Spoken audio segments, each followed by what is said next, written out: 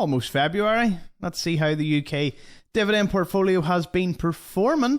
Well, we've had a few payouts in January, of course, and from the previous video, I've actually invested about £300 more, and we're about £100 down on the overall return.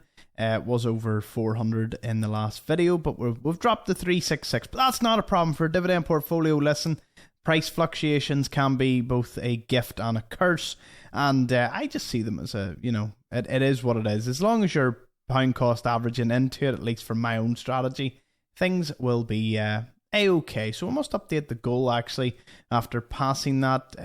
We'll make it 6,000. I have a lot of holidays and things coming up, which you have to factor in as life goes on. Things come into it. But enough about me. Let's jump into the portfolio itself. Well, the makeup of it is pretty much similar. You'll be very surprised to learn I haven't added anyone new or removed anyone. There is a black sheep that sits among them. Wonder, can you spot it out?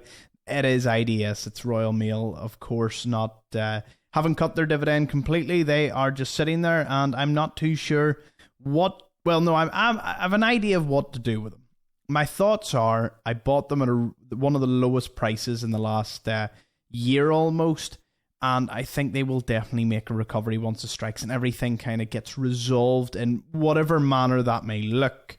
Now, once that's sorted, their value may soar, and they could retain paying a dividend. So I'm going to wait to see if they cancel the next dividend, then they'll definitely just be straight on the chopping block, as I need dividend paying companies in this portfolio, and I'd rather more reliable ones as opposed to ones that just don't pay.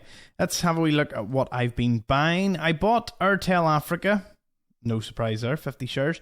Bought 5 shares of National Grid. They had a wee bit of a dip there in January, so I got a few extra ones. National Grid, always good to have. Ibstock, bought some more of them as well. 100 shares of Airtel Africa. Again, their earnings call is actually in 2 days' time, 2nd of February. Be sure to keep an eye out for that. I love the idea. If it goes well, obviously the value of my Airtel Africa stocks will go up. And if they were to have a wee bit of a surge, it would carry most of the portfolio, because apart from British American Tobacco, BATs, Airtel Africa is the only one in the red. So, it would bring my overall value up. But, I do buy shares for the dividend, and when I'm in the red, I can buy more at a cheaper price. So, I have to factor that in. I've hoped if it's mediocre, I can keep buying. If it's bad, I can keep buying no matter what happens. Pound cost averaging into it. PCA, very important. Coats Group, bought 50 shares of them. Now you might be wondering, they're doing really well at the moment. Why would you buy more shares? Well, my thought process there is, even though they're doing well, it's always good pound cost averaging. I may have dipped a wee bit in my the overall return because I bought shares at slightly higher, so it upped my average amount in the shares. But here it is what it is. Down to Rio Tinto again. I bought another share at them. Now everyone was saying they're at an extremely high price at the moment at $62.99. That is true, but listen, dividend yields for mining stocks, unbelievable. So bought a share of them, and then I think they're also paying out in March. So it's good to get another share of a mining firm. And then with 10 shares of Taylor Wimpey that I bought at £1.14 again. They're actually up quite a bit. And 30 shares of Legal & General, another staple in the portfolio. And it's been pretty much it. When I say the makeup has changed, I think targets. So if National Grid, Legal & General, DS Smith and Rio all at 10% each. Airtel Africa is maintaining 15%. There is a slight bulge, as you can see, and that is, of course, Royal Mail sitting. They're up 10%, so I'm £42 in the green. Even if I were to sell them, I could redistribute it throughout this portfolio. That is a potential chance, but I'm actually holding on to it more like a growth stock, because I think their share price should do quite well in the coming months once a lot of those issues are sorted. Again, if they start repaying a dividend, might be tasty enough to stay on at that price, but we will see. Let's jump over, of course, to Dividend Watch and have we look at the overall stats of the thing.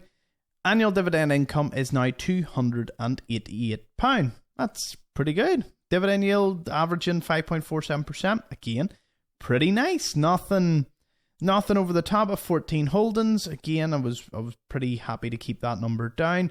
Ideally, I don't want to say I have a total number of holdings I want. Anything, 14 or lower is probably, I wanted to keep it between 10 and 14. That's kind of my ideal. As long as I'm diversified across a few key industries, you don't have to get every industry. A lot of people make the mistake of diversifying across everything. Of course, that spreads the risk. And, I'm actually in no position to tell you where you should or should not put stuff. But in my case, as long as it's a few key industries, like I said, I've got mining, telecoms, insurance, recycling with DS Smith. I've got National Grid, tobacco, and house builders and pets at home. And then you go into more niche things, like Games Workshop or Smith & Nephew, and then giants like GSK and Coates for textiles. When it comes to annual income, though, if we sort them, Airtel Africa sits at the top. Of course, I own, nearly £900 value of 750 shares. So the annual income, of course, is the highest at £38.85.